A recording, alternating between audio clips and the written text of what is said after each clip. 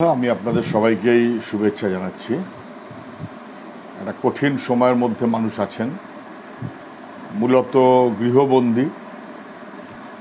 বিকাল সন্ধে তো বটেই, যদিও সকালে এখন কার্যত বাজার, দোকান, রেশন, ব্যাংক, এসব মদের দোকান, এসব মিলিয়ে যা আমাদের রাজ্যে চালু করেছে, যেন মনে হচ্ছে লকডাউনটা নেই। একটা ভয়ঙ্কর পরিস্থিতির মধ্যেই আমাদের দুনিয়া আছে, আমাদের দেশ আছে, আমাদের রাজ্য আছে। আমাদের অনেক সুবিধে ছিল, ইউরোপিয়ান দেশগুলোর চাইতে আমাদের অনেক সুবিধে ছিল। বিশেষ করে আমাদের এই ইন্ডিয়ান সাবকন্টিনেন্ট, তার মধ্যে বাংলা সহ সমগ্র এলাকা। বিশেষজ্ঞরা, আমি প্রথম যখন বলছিলাম একটু ভাবছিলাম সবাই সহমত হবেন কিনা, কিন্তু আমি দেখছি বিশেষজ্ঞ বন্ধু আমাদের যারা আছেন তারা সহমত হচ্ছেন যে আমাদের এই সমগ্র এলাকাতে বরঞ্চ আমাদের বাড়তি সুবিধে ছিল। আমাদের এখানকার ওয়েদার কন্ডিশন, আমাদের এখানকার মানুষ একটা বড় অংশ, কোনো সন্দেহ নেই তারা ব্যাকটেরিয়া ভাইরাস নিয়ে বাঁচেন। আমাদের রাজ্য তো সেই রাজ্য যেখানে কি বলবো, ভাপার মাংসও নাকি পেটে হজম হয়ে যায়। কিছু দেশে আলোচনা চললো বটে।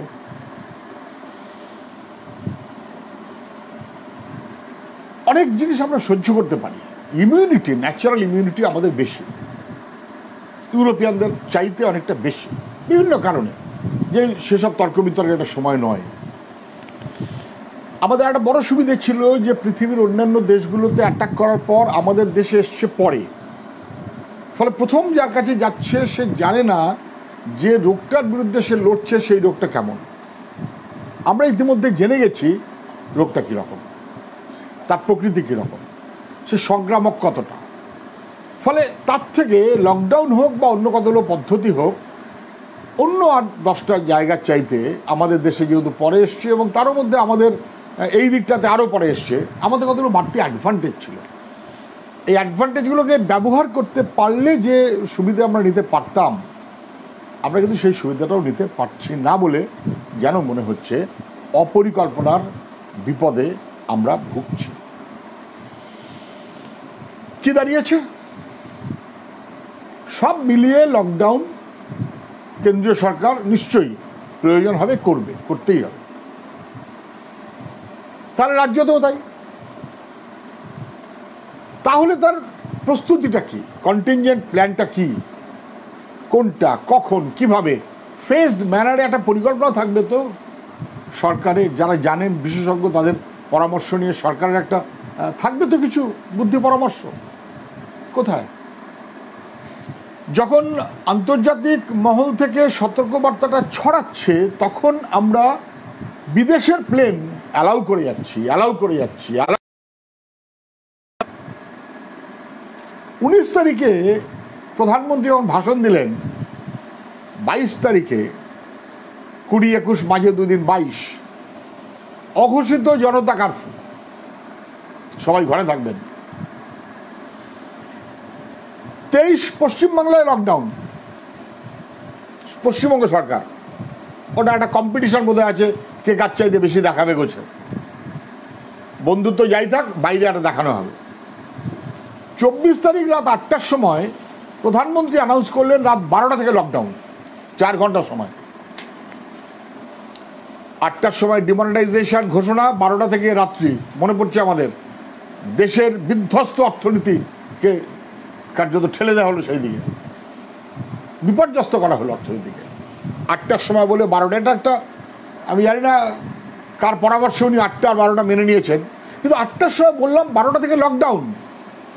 তুমি চিকিৎসা করতে গেছো চেন্নাইতে, তোমার ফ্লাইট কাল সকালে কি ট্রেন কাল সকালে, নো, এখন তুমি জেনে গেলে তুমি যেতে পারছো না। অসহায়। 19 তারিখ জানাতে পারতো, 19 তারিখ জানাতে পারতো যে ভাই 24 তারিখ রাত্রি 12টা মানে 25 তারিখ থেকে লকডাউন। তাহলে 19, 20, 21, 22, 23, 24 মানুষ যে যার মতন তার অসুবিধাগুলো খাটে কাটিয়ে নিতে পারতেন। কেন? প্লেন অ্যালাউড হলো, চলতে থাকলো, বাধা নেই। কিন্তু লকডাউনের নাম করে কার্যত 4 ঘন্টার টাইম দিয়ে যখন আমরা সব বন্ধ করে দিলাম, তখন মানুষগুলোকে অসহায় অবস্থার মধ্যে ফেলে দেওয়া হলো। যদি এমনটা হতো যে 24 তারিখ রাত 8টার আগে আমরা বুঝতে পারিনি, অতএব 8টার সময় বলে 12টা মানে বুঝতাম, আমরা 19 তারিখ প্রধানমন্ত্রী ভাষণ দিয়েছেন, 22 তারিখ জনতা কারফিউ করেছেন, তাহলে জানতেন, বুঝতেন, কিন্তু লোকগুলোর সুবিধা অসুবিধা কথাটা ভাবলেনই না। যদি 19 তারিখ বলে দিতেন, এত দুশ্চিন্তা মানুষের হয়তো হতো না। অসহায় অবস্থার মধ্যে মানুষ পড়েছে। তাহলে লকডাউন যদি করতেই হয়, সে করার পরে আজকে এই যে প্রায় 1.5 মাস হতে চললো 25 থেকে, রিভিউটা কি? আমাদের মতো সুযোগ পৃথিবীর কোনো দেশ খুব একটা পাইনি। আমরা এত ভালো সুযোগ পেয়েছিলাম, কার্ভ করবো, দেশ শুদ্ধ মানুষ মেনে নিল, কার্যত মেনে নিল, ইচ্ছায় হোক অনিচ্ছায় হোক, এবং কার্যত ঘরে বন্দিই থাকলো। ভেঙেছে কে? আমি পরে আসবো সে কথায়। তাহলে মানুষগুলো যদি আমাদের কথায় ঘরে থাকে, আমরা জানিয়ে দিচ্ছি ঘরে থাকতে হবে, লকডাউন, বেরোতে পারবে না, ট্রেন বন্ধ, বাস বন্ধ, অফিস বন্ধ, স্কুল কাছারি বন্ধ, সব। স্কুল কাছারি আমাদের বন্ধ হয়েছে আরো আগে, 15 তারিখ 16 তারিখ থেকে বন্ধ হয়েছে, হয়তো তারও একটু আগে থেকে। ফলে লোকে জানছে, বুঝছে, কিন্তু আমি সময় দিলাম না, মাত্র 4 ঘন্টা। তাহলে যে মানুষগুলো আগামীকাল কি করবে ঠিক করে, আগামীকাল ইনকামের ওপর নির্ভর করে, পরশু দিন দিনানি দিন খাই, তারপরের দিন দিনানি দিন খাই, ছোট ছোট কাজ করে, কন্ট্রাকচুয়াল, ক্যাজুয়াল, পার্ট টাইমার, এই কাজই তো বেশি আমাদের, ভারতবর্ষেও বটে, পশ্চিমবাংলাতেও বটে। তাহলে এই কাজের মধ্যে যারা আছেন, তাহলে তাদেরও তো পেট আছে, জীবন আছে, খেতে হবে, বাঁচতে হবে। কি ব্যবস্থাপনা নেই। তাহলে মানুষগুলো লকডাউন ঘরে থাকবে, তাহলে আমার দায়িত্ব, রাষ্ট্রের দায়িত্ব, তার কাছে খাবার পৌঁছে দেওয়া। সে ঘর থেকে বেরোবে না, খাবারটা পৌঁছে দেবো। বহু দেশ তা করেছে, আমাদের দেশে কেউ কেউ তা করেছে। চোখের সামনে উদাহরণ কেরালা, একটা মডেল কেরালা রাখুন, একটা মডেল গুজরাট রাখুন, মিলবে না, মিলবে না। আমরা ও পথে গেলাম না। লোকগুলো ঘরের মধ্যে থাকো, কি খাবে না খাবে তোমরা যা পারো করো, আমার বোঝার দরকার নেই। লোকগুলো ঘরের মধ্যে থাকলো। 2 সরকার ঘোষণা করলো যা খাদ্য দেবে, আজ পর্যন্ত, আমি অনেকবার এই কথাটা বলছি, আজ পর্যন্ত মিথ্যে বলছে সরকার, একেবারে পয়েন্ট ব্ল্যাঙ্ক মিথ্যে বলছে। কালকেও রাজ্য সরকারের পক্ষ থেকে ঘোষণা করা হলো 10 কোটির বেশি লোককে রেশন দেওয়া হয়ে গেছে। এত বড় মিথ্যা কথা বলছেন কেন? পশ্চিমবাংলার মানুষ তো 10 কোটি নেই, 10 কোটি লোককে রেশন দেওয়া হয়ে গেছে। পশ্চিমবাংলার শহর এলাকায় কম বেশি 20, 25, 30% মানুষ রেশন নেয় না। গ্রাম এলাকাতেও 5, 7, 10% মানুষ রেশন নেয় না।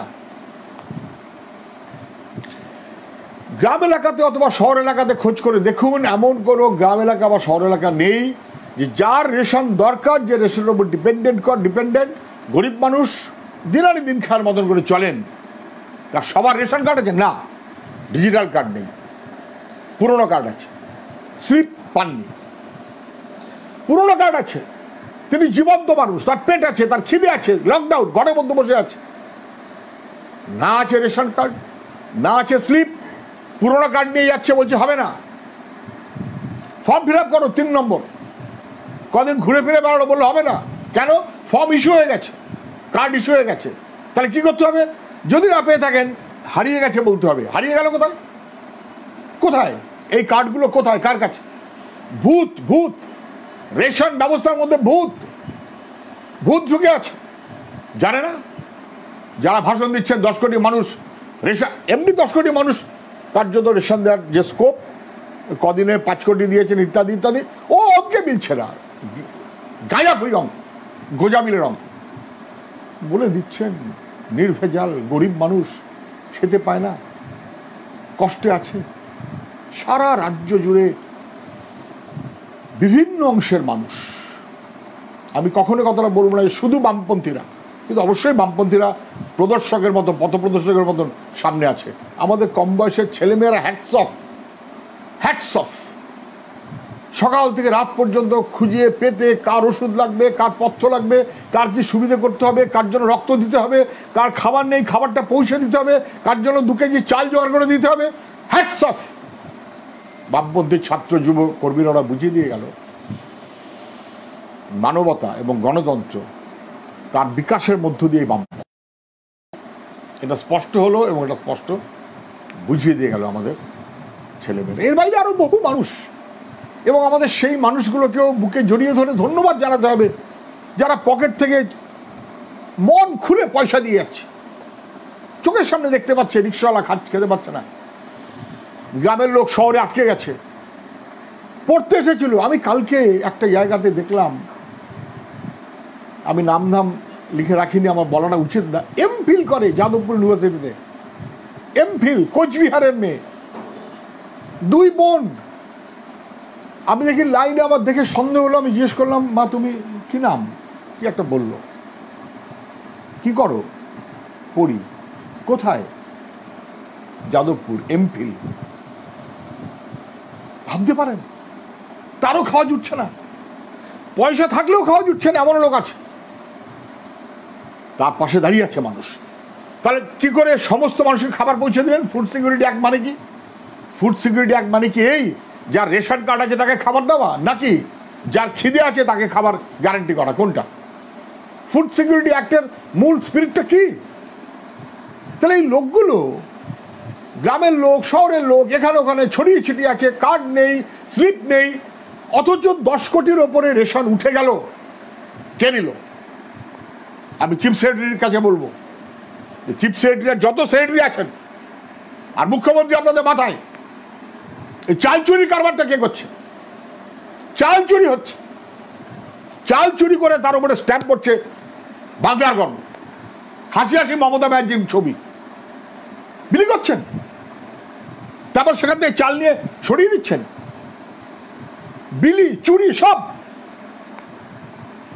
গরিব মানুষগুলো।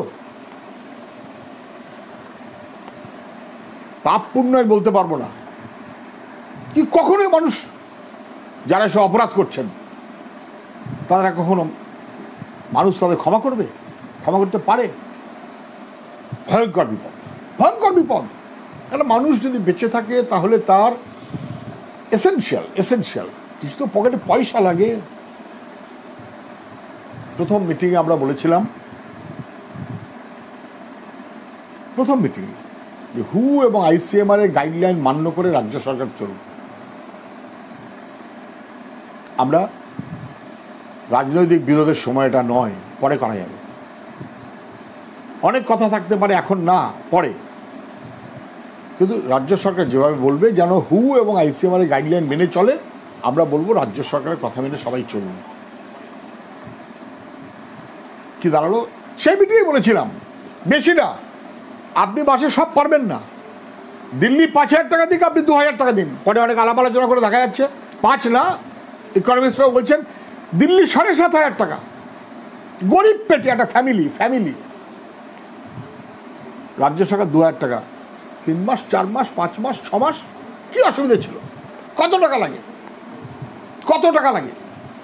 সে টাকার সংস্থান অর্থনীতিবিদরা তাও অঙ্ক দেখিয়ে দিয়েছেন। আমি সে কথা পরে আসবো। তাও করলেন না। লোকগুলো যাবে কোথায়? লোকগুলো খাবে কি? লোকগুলো টিকবে কিভাবে? 3 সবাই বলছেন পরিযায়ী শ্রমিক। আমি বলছি পরিযায়ী শ্রমিকটা ঠিক শব্দ না। ওরা মহারাষ্ট্রে পরিযায়ী শ্রমিক, ওরা বিহারে পরিযায়ী শ্রমিক, ওরা তামিলনাড়ুতে পরিযায়ী শ্রমিক, কিন্তু বাংলার মানুষের কাছে ওরা আমাদের বাংলার মানুষ, এটা আমাদের নিজেদের লোক। ওরা আমাদের কাছে পরিযায়ী নয়। অন্য ক্ষেত্রে পরিযায়ী আমাদের অপরাধে। এমনভাবে আমাদের রাজ্য সরকার চলছে, গ্রাম শহর কাজ নেই। সরকার মিথ্যে কথা বলে, মিথ্যে তথ্য দেয়, চ্যালেঞ্জ করলে দাঁত মুখ খেঁচায়, তারপর পালিয়ে। অনেকবার হয়েছে, এটা বুঝে রাখতে পারেন। আমি সবার জ্ঞাতার্থে জানাচ্ছি, একাধিকবার আলোচনা করতে করতে বিধানসভার বাজেট অধিবেশন, বোধহয় আলাপ আলোচনাটা হলো ফেব্রুয়ারি মাসে বলেই মনে হচ্ছে, আমরা নির্দিষ্টভাবে প্রস্তাব দিয়েছিলাম, প্রত্যেকবারই আমরা প্রস্তাব দিই পজিটিভ কি করলে ভালো হয়। এই যা তর্ক বিতর্ক হলো, খারাপ মন্দ সরকার যা করলো, তারপরে 1 2 3 4 অন্তত এইগুলো করুন in the interest of the people. এবার আমরা খুব সুনির্দিষ্ট একটা প্রস্তাব, আগে অনেকবার আলোচনা করতে করতে বাজেট আলোচনার সময় আমরা সুনির্দিষ্ট প্রস্তাব দিয়েছিলাম যে আমাদের রাজ্যের কত মানুষ বাইরে কাজ করেন জানা আছে? সরকারের কাছে তথ্য নেই। আমি শুনলাম কেউ একজন বলছিলেন 2 লক্ষ। হাসি পায়, কিচ্ছু জানেন না, কিচ্ছু জানেন না। গ্রামকে গ্রাম উজাড় হয়ে বাইরে ঘুরে বেড়াচ্ছে, মজুরি পর্যন্ত আমাদের রাজ্যে তারা পায় না, কাজ নেই, শিল্প কলকারখানা 12টা বেজে গেছে। সব মিলিয়ে জীবনের তাগিদায়, জীবিকার তাগিদায় আমার রাজ্যের মানুষগুলো মা বাবা ছেড়ে, স্ত্রী পুত্র ছেড়ে আনন্দে আছেন না, কষ্টের চোটে বাইরে আছেন। বাঁচবার জন্য রাজ্য সরকারের হেলদোল নেই। নির্দিষ্টভাবে প্রস্তাব দিয়েছিলাম গ্রাম পঞ্চায়েত ব্লক ভিত্তিক এদের নামের তালিকা করা হোক, 1 এবং 2 তার পারপাস, লকডাউন ছিল না, তার পারপাস ছিল বাইরে আমাদের মানুষ মাঝে মধ্যে হ্যারাসড হন, খুবই হ্যারাসড হন, তাদের একটা বাংলার রাজ্যের সরকারের পক্ষ থেকে পরিচিতি পত্র দিয়ে দেওয়া উচিত। যেমন আমাদের কাছে তথ্য থাকবে তেমন তাদের কাছে পরিচিতি পত্র থাকবে। 2 এবং 3 রাজ্যভিত্তিক আমাদের তাদের দেখবার জন্য, ঠিক এই কথাটা বলেছিলাম, যেমন মিশন থাকে বিভিন্ন দেশের জন্য, আমাদের রাজ্যের এই গরিব মানুষগুলো যাদেরকে পরিযায়ী শ্রমিক বলা হচ্ছে তাদের জন্য একটা রাজ্যভিত্তিক মিশন আমাদের করে দেওয়া উচিত। যে তামিলনাড়ুতে যে সব মিলিয়ে 2.5 লক্ষ মানুষ আছে ধরা যাক, কি মহারাষ্ট্রে যে সব মিলিয়ে 3 লক্ষ মানুষ আছে ধরা যাক, সেই 3 লক্ষ মানুষের খোঁজ খবর রাখার জন্য আমাদের এখানকার ছেলে বিদেশে পড়তে গেলে যেমন আমাদের দূতাবাস খোঁজ রাখে, তাহলে আমাদের রাজ্যের এত মানুষ বাইরে আছেন এবং এত বিভিন্ন ধরনের কাজ তারা করেন, গুরুত্বপূর্ণ সেই কাজ করে তারা রাজ্যকে টাকা পাঠান, রাজ্য তাদের সুবিধে পায়, সমৃদ্ধ হয়, রাজ্যের ইন্টারেস্ট। কিন্তু সেই মানুষগুলোর একটা তথ্য তালাশ সহ খোঁজ রাখার একটা বন্দোবস্ত করা হোক। 1 লিস্ট, 2 আইডেন্টিটি কার্ড এবং 3 তাদের জন্য স্টেট ওয়াইড একটা টিম আমাদের সরকারের তরফ থেকে নজরদারি করার জন্য, খেয়াল রাখার জন্য, খোঁজ রাখার জন্য, তথ্য তালাশের জন্য থাকা উচিত। এইবার বাজেটে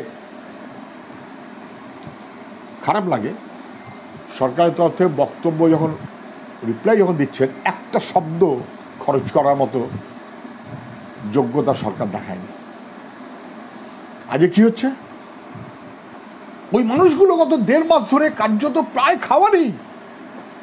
বিশ্বাস করুন, আমি অন্তত রোজ ফোন পাই, এরকম সবাই পান, অনেকেই পান, আমি একা পাবো কেন? কাঁদে, ভরসা করে আমাদের। যতটা সম্ভব সেখানে আমাদের কোথায় কার কি পরিচিত আছে যা সাহায্য করা হয়। সন্দেহ নেই ট্রেড ইউনিয়ন, যুব সংগঠন দুরন্ত কাজ করেছে, দুরন্ত। আমি নাম ধরে ধরে বলে কাউকে ছোট করতে চাইব না। মহারাষ্ট্রে আমাদের এক কর্মী কি অসম্ভব কাজ করলো, এখনো করে চলেছে, শুধু খবর পেলে।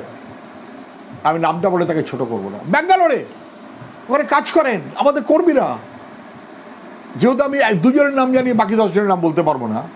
ওই অসম্ভব কাজ করছে, ভাবা যায় না। কেরালায় তো সরকার ওদেরকে বলেছে ওরা অতিথি, ওরা অতিথি, বাকি কেউ হয়তো অতিথি বলেননি। কিন্তু কেরালাতেই হোক, ব্যাঙ্গালোরেই হোক, বম্বেতে হোক, গুজরাটে হোক, গোয়াতে হোক, দিল্লিতে হোক, অজস্র বামপন্থী কর্মী বা এর বাইরেও অনেক মানুষ আছেন, তারা পূর্ণ সাহায্য করছে। সরকার কি করেছে? আমাদের রাজ্যের সরকার পরিযায়ী শ্রমিকদের জন্য একটা কারাগরি কিছু করেননি, খোঁজ রাখেননি, খবর দেননি। প্রথম মিটিংয়ে বলেছিলাম এদের জন্য আলাদা হেল্পলাইন করুন রাজ্য ভিত্তিক, এদের জন্য নোডাল অফিসার করুন রাজ্য ভিত্তিক, যেমন বাজেটে বলেছিলাম। এই সময় আবার বললাম, দেখুন লেখাপড়া দেখুন। একটা শব্দ আজ পর্যন্ত 1.5 মাসে সরকারের তরফ থেকে উচ্চারণ করলো। এই কদিন আগে একটা শেষ মিনিটে হেল্পলাইন করেছেন, জীবনে কেউ খুঁজে পায় না, নোডাল অফিসার কেউ খুঁজে পান না। আরে রাজ্য ভিত্তিক করুন, অন্য রাজ্যগুলো রাজ্য ভিত্তিক করেছে। এই মানুষগুলো কি কষ্টে আছে, খাওয়া জুটছে না। আমি অনেককে বললাম একটু থানায় কি করে যাব, নামতে পারছি না। থানায় গিয়ে যে বলবে যোগাযোগ করবে, পারছে না। খুব কষ্ট আছে। এই মানুষগুলো আমাদেরই মানুষ, এবং এরা ফিরবে বা ফিরবে না, কবে ফিরবে বা কবে ফিরবে না, কিভাবে ফিরবে বা কিভাবে ফিরবে না, কার সঙ্গে যোগাযোগ করবে, কিভাবে যোগাযোগ করবে, কোনো তথ্য তাদের কাছে দেওয়া হচ্ছে? খারাপ লাগবে বলবে। এই নিয়ে বোধহয় 3-4 বার চিঠি দিলাম, 4-5 বার তার বাইরে যেভাবে হোয়াটসঅ্যাপে মেসেজ দিতে হয় সরকারের সব মহলে মেসেজ দিলাম, দয়া করুন, এই পর্যন্ত বলে। 3টে তো কথা। যারা আমাদের রাজ্যের মধ্যে বীরভূমের লোক কলকাতায় আটকে আছে, পড়তে এসেছিল বা কাজ করতে এসেছিল বা বেড়াতে গেছিল, রঘুনাথপুরের এক ভদ্রলোক ফোন করছেন, বাবা মা এখানে আছেন, বাচ্চাটা 6 বছর বয়স, দাদু বা কারোর বাড়িতে গেছে, সেটা গোমোতে, গোমো মানে বোধহয় ঝাড়খণ্ডের মধ্যে পড়বে, বললো 90 কিলোমিটার দূর, 1.5 মাস হয়ে গেল, ছেলে কাঁদছে বাবা মার জন্য, বাবা মা কাঁদছে ছেলের জন্য, কোনো বন্দোবস্ত নেই। রাজ্যের মধ্যে রাজ্যের বাইরে কোটার ছাত্র যদি ফিরে আসে তাহলে স্বাভাবিক কারণেই এ দাবিটা তো সঙ্গত যে গোয়ার ছাত্রটা ফিরে আসবে, যে ছাত্র পড়তে গেছে, কি ইন্দোরে, কি গুন্টুরে নার্সিং পড়তে গেছে, কি ব্যাঙ্গালোরে, কি বা ভেলোরে চিকিৎসা করতে গেছে, কিংবা কয়েক লক্ষ যারা ওখানকার ভাষায় পরিযায়ী শ্রমিক, তারা কি করে ফিরবেন? ফিরবেন কি ফিরবেন না, সরকার সিদ্ধান্ত নিক। আমরা প্রথম থেকে বলেছি সরকার সিদ্ধান্ত নিক, আমরা যতবার চিঠি দিয়েছি বলেছি সরকার সিদ্ধান্ত নিক। আমরা কখনো বলিনি কালকে ফেরান কি পরশু ফেরান কি আগামী দিন ফেরান, বলেছি ওদের থাকা খাওয়ার বন্দোবস্তটা দেখছেন কি, নোডাল অফিসার করলেন কি, গাইডলাইন দিলেন কি, হেল্পলাইন করলেন কি, কিচ্ছু করলেন না, চুপ। শুধু এখানে বসে সংখ্যা তত্ত্ব গুলিয়ে দেবার তাল, আর কিছু না। অসভ্যতার সীমা থাকা উচিত। এবং এই করতে করতে কার্যত মানুষগুলো অসহায়। মানালি, সিমলা, ওই চত্বর প্রচুর কৌশানি বেড়াতে গেছে না, তাই কেউ পেটের টানে গেছে, কেউ চিকিৎসার টানে গেছে, কেউ কোনো জরুরি কাজে গেছে, কেউ কোনো অজরুরি কাজে গেছে, কিন্তু গেছে, কেউ পড়তে গেছে। সেই লোকগুলোর রাইট নেই। আমাদের রাজ্যের মধ্যে এক জায়গা থেকে আরেক জায়গায় যাবে, কোনো গাইডলাইন নেই আজ পর্যন্ত। এতদিন বললাম একটা গাইডলাইন দিন। আমি ভাবছি আবারও বলবো, মাননীয় মুখ্যমন্ত্রী, আপনি তো মুখ্যমন্ত্রী, দায়িত্বটা তো আপনার। আপনি খালি ওই সংখ্যা তত্ত্ব নিয়ে তালগোল পাকাচ্ছেন আর রোজ টিভিতে ভাষণ দিচ্ছেন কেন? লোকের পয়সা খরচ করে ভাষণ দিচ্ছেন কেন? দুর্ভাগ্য আমাদের, এটা খুব খারাপ হচ্ছে। আমি বলবো অবিলম্বে রাজ্য সরকার, আবার শুনে রাখুন, রাজ্য ভিত্তিক নোডাল অফিসার, তার নাম্বার,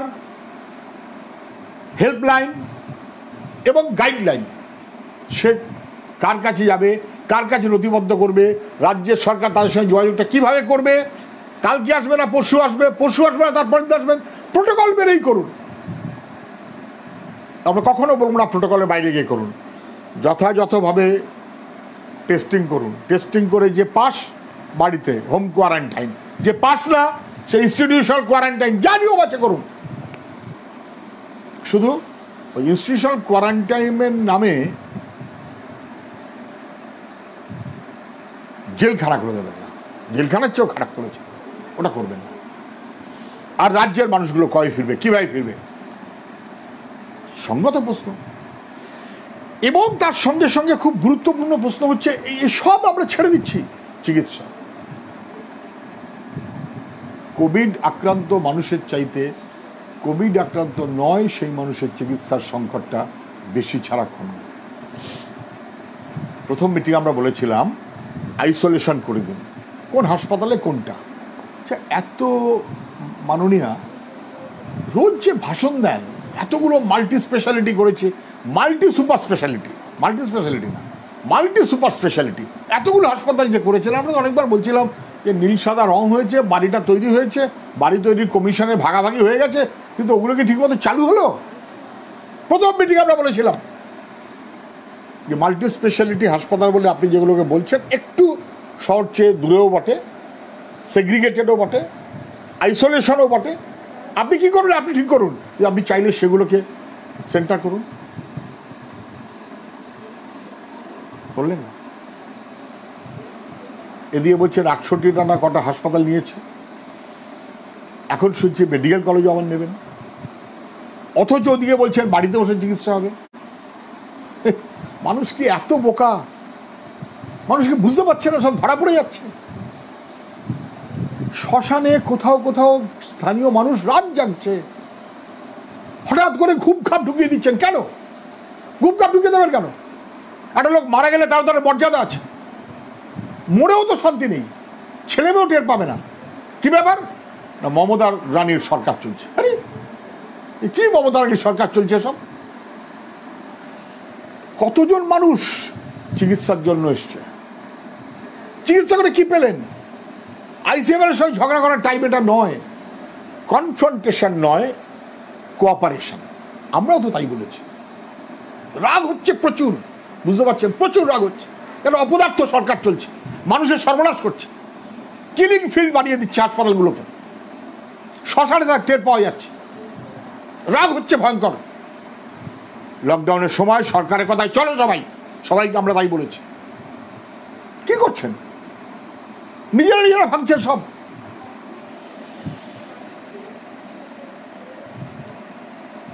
কোভিড আক্রান্ত নয় সেই মানুষ চিকিৎসার জন্য দুশ্চিন্তায়, পাড়ায় ডাক্তার পাচ্ছেন না, হাসপাতালে গেলে পাচ্ছেন না, ওখানে গেলে এই লিখে আনতে হবে, সেখানে গেলে সেই লিখে আনতে হবে, ওখানে গেলে ওই বলতে হবে, আর সব বিলবিশ করে দিলেন।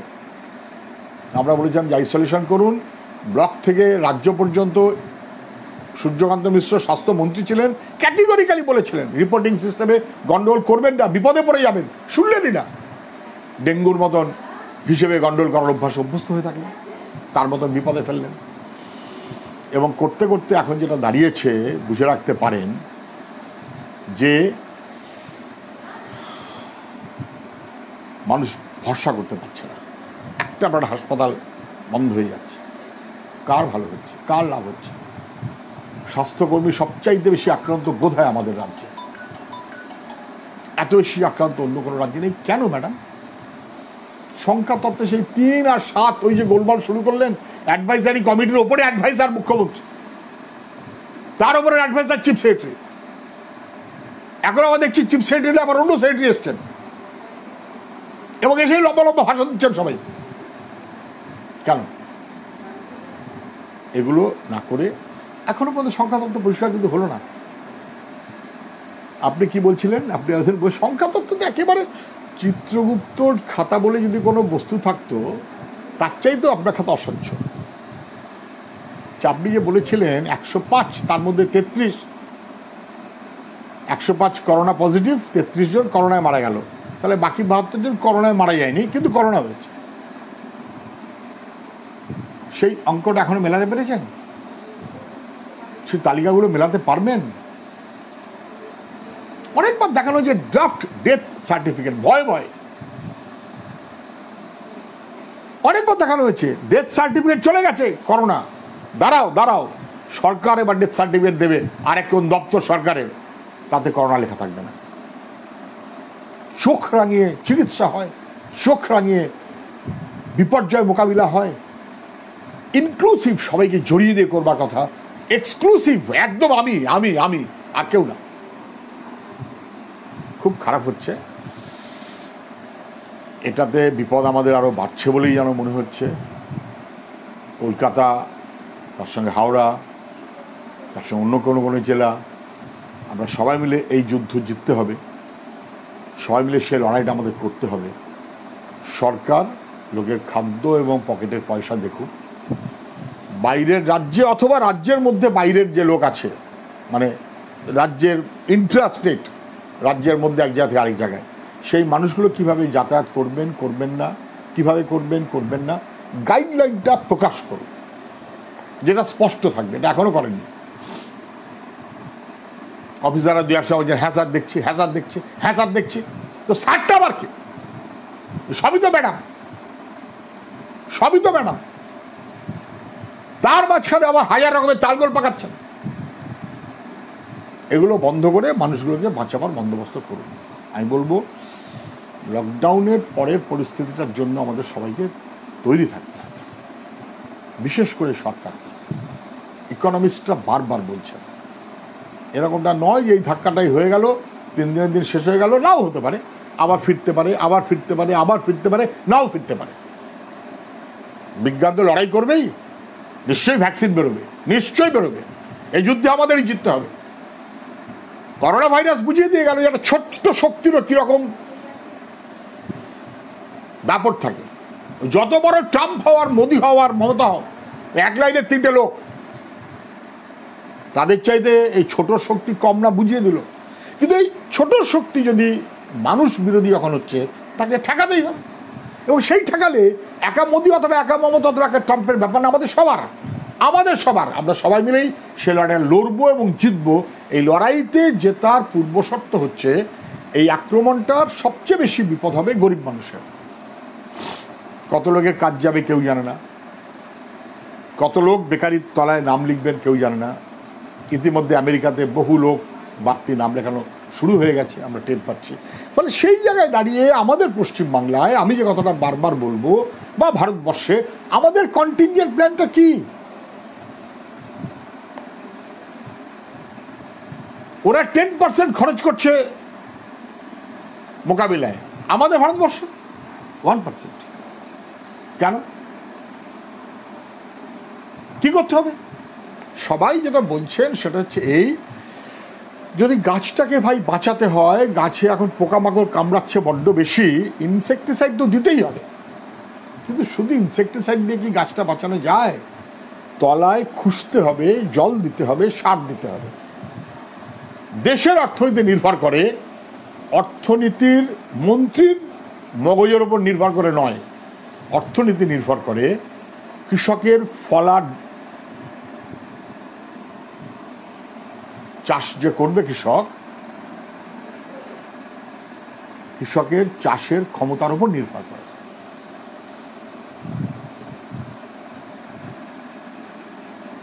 শ্রমিকের হাতুড়ির ঘায়ের উপর নির্ভর করে। কৃষক লাঙল দিয়ে, এখন তো লাঙল না, লাঙলটা আর এক রকম হয়ে গেছে, মোদ্দা কথা লাঙলের ফলা বাদ দিয়ে অর্থনীতি এগোতে পারে না। শ্রমিকের হাতুড়ির ঘা বাদ দিয়ে অর্থনীতি এগোতে পারে না। ওটাই জমতে জমতে আরেক ধরনের পুঁজিতে পরিণত হয়েছে, ডেট শ্রম ইত্যাদি ইত্যাদি, যন্ত্রপাতি অনেক কিছু এসছে। তাহলে এই যে কৃষক অথবা শ্রমিক, তারা যে উৎপাদন প্রক্রিয়ায় অংশ নেবেন, সেই অংশ নেওয়াটাকে গুরুত্বপূর্ণ মনে করে তাদেরকে স্টেবল করতে না পারলে আমার অর্থনীতি এগোতে পারে না। বলছে কেউ কেউ যে 200 কোটি মানুষ বিপর্যয়ের মধ্যে পড়বে। আমাদের ভারতবর্ষে অনেক অনেক রকম ফিগার দিচ্ছে না, এই ফিগার নিয়ে এখন কোনো চর্চায় যাচ্ছে না, এটা নিয়ে আরো চর্চা হচ্ছে, হবেও নিশ্চয়ই। আমাদের পার্টির সব বিশেষজ্ঞদের নিয়ে যেরকম মত আমরা বুঝি, আমরা সেই ইতিমধ্যে জানিয়েছি সরকারকে। সরকার মানবে মানবে না সরকারের ব্যাপার, কিন্তু যদি কৃষক অথবা শ্রমিক, শ্রমজীবী মানুষ, যারা আমাদের সমাজের সংখ্যাগরিষ্ঠ, হিউজ সংখ্যাগরিষ্ঠ, সেই মানুষ তার পেটের খিদে সামলিয়ে এসেনশিয়াল জিনিস তার মতো করে যত কিনতে যাবে, তার মানে তার হাতে যত পয়সা থাকবে কিনবার মতন, তত বাজারের ডিমান্ডটা বাড়বে। ডিমান্ডটা যত বাড়বে তত দোকান বাজার জ্যান্ত হবে, জেগে উঠবে। আর দোকান বাজার যত জেগে উঠবে ডিমান্ডের উপরে ভিত্তি করে, তত সাপ্লাই দেওয়ার জন্য কোম্পানি ম্যানেজমেন্ট তারা কাজ করতে পারবে, ইঞ্জিনিয়ার অমুক তমুক তারা কাজ করতে পারবে। তাহলে কারখানাতে শুধু মাল তৈরি হলে দেশের উৎপাদন এগোয় না, অর্থনীতি এগোয় না। উৎপাদন হয়, অর্থনীতি এগোয় না। তাহলে উৎপাদিত পণ্য, সেই পণ্যের চাহিদা এবং সেই অনুযায়ী যোগান দেবে ওরা, চাহিদা তৈরি করবে তলাকার মানুষ। যদি 200 কোটি মানুষের চাহিদা নষ্ট হয়ে যায়, তাহলে অর্থনীতি মুখ থুবড়ে পড়বে। তাহলে তলাকার অংশের মানুষ এই কারণে বারবার এই অমর্ত্য সেন বলুন, অভিজিৎ বিনায়ক বন্দ্যোপাধ্যায় বলুন, রঘুরাম রাজন বলুন, সহ সবাই, আমাদের পার্টিতে সীতারাম ইয়েচুরি সহ সবাই মিলে যে কথাটা বলছেন, আমি দেখছি বিভিন্ন রাজনৈতিক দলের সাংসদ যারা, তারাও সে আলোচনা করছেন, বিরোধী দলের রাহুল গান্ধী সহ সবাই মিলে একটা ভাবনা ভাবতে চাইছেন। এই সমগ্র ভাবনার পরিপ্রেক্ষিতে মূল যে কথাটা এসে দাঁড়ায় সেটা হচ্ছে এই, বড়র গর্ব করে লম্পজম্প বন্ধ করো, তলার অংশের মানুষের পকেটে খাদ্য পৌঁছে দাও, পেটে পকেটে পয়সা পৌঁছে দাও, খাদ্য খিদেটাকে সে সমাধান করে পকেটে যদি তার পয়সা থাকে বাজারে কিনতে যাবে, একমাত্র সেটাই আমাদের অর্থনীতির রিজেনারেশনের মূল ভিত্তি। তার সঙ্গে সঙ্গে অনেক কথা, আমি তার মধ্যে যাচ্ছি না। কৃষিক্ষেত্র, কৃষির বাড়তি যে ক্ষেত্র, মানে মৎস্য চাষ সহ বিভিন্ন রকমের যা থাকে, ছোট শিল্প, ছোট শিল্প টিকবে না, বড় শিল্প লাফাতে থাকবে, হয় না। শিকড় যত তলায় ছড়াবে গাছটা তত শক্ত থাকবে। তাহলে মানুষের গভীরে অর্থনীতির শিকড়টাকে যদি ছড়িয়ে দিতে হয়, তাহলে লাঙলের ফলায় অথবা শ্রমিকের হাতুড়ির গায়ে শক্তিটাকে আমাদের বাড়াতে হবে। তলাকার অংশের মানুষের অর্থনীতি, সেই অর্থনীতি দিকে যদি নজর না দেয়, রাজ্যও দেবে না। প্রচেষ্টা প্রকল্পের নামে কার্যত 48 ডিগ্রি হচ্ছে, 48 ডিগ্রি স্নেহের পরশ প্রচেষ্টা 48 ডিগ্রি হচ্ছে। আমি চিঠি দিয়েছিলাম, আমরাই দিয়েছিলাম, মান্নান সাহেব সহ আমি সহ আমরা দিয়েছিলাম। আমরা তো বারবার বলেছি, আমাদের পার্টির পক্ষ থেকে বারবার বলা হয়েছে, বামফ্রন্ট বারবার বলেছে। কি করলেন? ওই যে প্রচেষ্টা প্রকল্পটা করলেন, চিঠি দিয়ে বললাম সর্বনাশ হয়ে যাচ্ছে, অনলাইন করুন। 3টে বলেছিলাম, অনলাইন করুন, মাসে 2000 টাকা করে 3 মাস অন্তত ঘোষণা করুন। আর ওই একে দেবো না, ওকে দেবো না, তাকে দেবো না করবেন না। কি করলেনটা কি?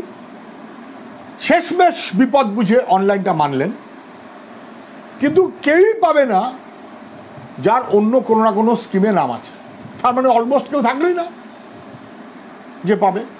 আর 2000 টাকা না, একবার দেবো 1000 টাকা, তার জন্য লোকের ভিড়, ইত্যাদি ইত্যাদি, এগুলো কোনো কাজের কথা না। ফলে আমি যেটা বলে আমি শেষ করব, অনেকক্ষণ হয়ে গেল, আপনারা ধৈর্য ধরে আছেন সবাই। এক, খাদ্য অনেক লুট হয়েছে, বন্ধ করুন। সংখ্যা তত্ত্বে ধরা পড়ে যাচ্ছেন, 10 কোটি মানুষকে দিয়েছেন, অথচ লোক লাইনে এসে দাঁড়িয়ে আছে ত্রাণের জন্য। দুটো একসাথে মিলতে পারে না। 2, গরিব মানুষের পকেটে পয়সা জুটিয়ে দিন। আমরা বলেছিলাম রাজ্য সরকারকে আপনি 2000 টাকা করে দিন, 1, এবং 2, সিদ্ধান্ত করুন রাজ্যের সার্বিক দাবি যে কেন্দ্রীয় সরকারকে 7500 টাকা করে দিতে হবে। ওটা তো বন্ধু বন্ধু ভাব আছে, বলবেন না? বলেন, করতে হবে। 3, রাজ্যের মধ্যে যারা আছেন, এক জায়গা থেকে আরেক জায়গায় আটকে আছেন, তারা কি করে ফিরবেন, কবে ফিরবেন, তার গাইডলাইন। রাজ্যের বাইরে যারা আছেন, যে কাজেই থাকুক না কেন, তারা কবে ফিরবেন, ফিরবেন কিনা, তার গাইডলাইন। ভাবা যায়। ওই লোকগুলো ফিরতে চাইছে, রাজ্য সরকার আগ্রহী না। ওই লোকগুলো ফিরতে চাইছে, ওখানকার সরকারও এখন নাকি বলছে প্রমোটারদের চাপ, অতএব কৃষককে ওখানে আটকে রাখতে হবে, শ্রমিককে ওখানে আটকে রাখতে হবে, এবং সে কারণে ট্রেন ক্যান্সেল। মানে রাজ্য সরকার সম্মতি দেয়নি। মহারাষ্ট্র বলছে সম্মতি দিন, রাজ্য সরকার সম্মতি দেয়নি। বিল্ডার্স লবির হয়ে কাজ করবে অন্য রাজ্য সরকার, আমার রাজ্য সরকার। শ্রমিকরা বন্ডেড, আটকে রাখা হবে। বন্ধ করুন দ্রুত। কবে করবেন, কিভাবে করবেন, গাইডলাইন প্রকাশ করুন। রাজ্যভিত্তিক হেল্পলাইন, রাজ্যভিত্তিক নোডাল অফিসার, ওই মানুষগুলো যতদিন না আসছে ততদিন তার খাওয়ার এবং থাকার গ্যারান্টি। আমরা জানি আপনি কালকে সব আসতে পারবে না, 7 দিন লাগবে, 10 দিন লাগবে, 15 দিন লাগবে, 3 দিন লাগবে, কিছু লাগবে তো। থাকা খাওয়ার গ্যারান্টি, এবং তারা কিভাবে আসবে। 4, চিকিৎসা। আর 12টা বাজাবেন না। হাওড়াকে কেউ ভরসা করছে না, বাঙুরকে কেউ ভরসা করতে চাইছে না, সবাই বুঝে গেছে, যা বোঝার বুঝে গেছে। এখন আমার মেডিকেল কলেজ ধরেছেন, ওটা সর্বনাশ না করলে বোধহয় চলছে না। এতবার এত কথা বলা হলো, সর্বনাশ না করলে চলছে না। 5,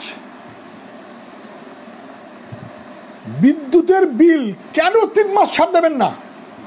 কি আবার আঠা আছে গোয়েঙ্কাদের সঙ্গে? কি আঠা আছে?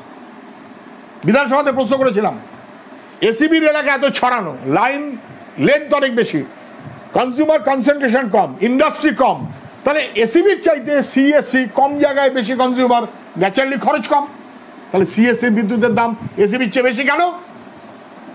মন্ত্রী মাথা চুলকে বললেন পরে উত্তর দেবো, দেননি। এসিবি বা সিএসসি কে বাঁচানোর চাইতে আপনার কাছে বেশি জরুরি হচ্ছে মানুষকে বাঁচানো। অনেক বাড়তি টাকা নিয়েছে এরা, অনেক বাড়তি টাকা নিয়েছে। 200 ইউনিট করে যারা তার কমে আছে, দিল্লি, তামিলনাড়ু ইত্যাদি অনেক রাজ্য আছে, তারা সারা বছরের জন্য এদের ছাড়, সেটা আমরা এখন বলছি না, পরে দেখা যাবে। আপাতত 3 মাস ছাড় দিন। খাওয়া জুটছে না, তার মধ্যে 700 টাকা জোগাড় করতে হবে, কোথায় করবে? চুষে নিয়েছেন তো সব। আর দিল্লির সঙ্গে লোক দেখানো ঝগড়া করবেন না, দিল্লিকেও বলবো লোক দেখানো ঝগড়া করবেন না, রাজ্যকেও বলবো লোক দেখানো ঝগড়া করবেন না, এখন তার সময় নয়। এই 3-4টি জিনিস গ্যারান্টি করুন, ঝগড়া করার অনেক সময় পাবেন। বাইরের লোকগুলোকে নিয়ে আসুন, বেশ কৃতিত্ব কৃতিত্ব কৃতিত্ব, ট্রেনে পথে ঘাটে আরো অনেক হোর্ডিং দিন, সব কৃতিত্ব আপনার। লোকগুলো ফেরত আনান, লোকগুলোকে ফেরত আনান। আর ওই দিল্লি আরে চালু করেছে, ওই একই রকম আপনিও চালু করেছেন। হঠাৎ করে একটা ফুল ঠুল দিয়ে শুরু করলেন, কি কাণ্ড হচ্ছে দেখো। দিল্লি ওই একই রকম, একই আপনার লাইনে, সেম লাইনেই চলেছে। প্লেনে করে নাকি হেলিকপ্টারে করে হাসপাতালের মাথায় ফুল ছেটাচ্ছে, তারপরে হাসপাতালের আশপাশের রাস্তায় ফুল ছেটাচ্ছে। আরে হাসপাতালের রাস্তায় এবং তার আশপাশে দরকার প্রতিষেধকের বন্দোবস্ত, ফুলের বন্দোবস্ত নয়। আপনি ফুল ছোটাচ্ছেন, পেটের খাদ্য দিচ্ছেন না। ফুল ছোটাচ্ছেন, পকেটে পয়সা জুটিয়ে দিচ্ছেন না। ফুল ছোটাচ্ছেন কিন্তু মানুষের ঘুম কেড়ে নিচ্ছেন। এটা চলতে পারে না। এগুলো খুব বিপজ্জনক, অন্যায়, খারাপ হচ্ছে। সেই কাজটা আর করবেন না। মানুষের খাবার ব্যবস্থা করতে পারলেন না, আর বাহানা দেখাচ্ছেন, কায়দা দেখাচ্ছেন। ওসব কায়দাবাজি বন্ধ করুন, নাহলে মানুষ অপেক্ষায় আছে। একেবারে এপার থেকে ওপার তেড়ে দেবে। লোকে বুঝতে পারছে এই দুই সরকার, দুইয়ে মিলে রাহুকেতু করে সমগ্র মানুষকে গ্রাস করে আমাদের সর্বনাশ করতে চায়। ওটা হবে না, ওটা হবে না, ওটা মানবে না। মানুষকে বাঁচাতে হবে, তার মতন করে আমাদের সবার চলা। আমি সবার কাছে আবেদন করব, দল মত এখন ভুলে যান। লকডাউনে ঐক্যবদ্ধভাবে মানুষকে বাঁচাতে হবে। দলমত থাকলো পরে আলোচনা করবেন, যে যার কৃতিত্ব তখন বলবেন। এখন অনেক কৃতিত্ব দেখিয়েছেন, লোকের খাওয়া, থাকা, ফেরা, বাড়ি যাওয়া এবং পরবর্তী সময়ে অর্থনীতিকে সুসংগঠিত করার প্রচেষ্টা করাটাই রাষ্ট্রের দায়িত্ব, সরকারের দায়িত্ব। ফুড সিকিউরিটি মানে যার পেটে খাদ্য নেই, খিদে আছে, তাকে খাদ্য পৌঁছে দেওয়া। ওই আপনার কার্ডের বাহানা, ওসব ফালতু কথা লোকে শুনতে চায় না।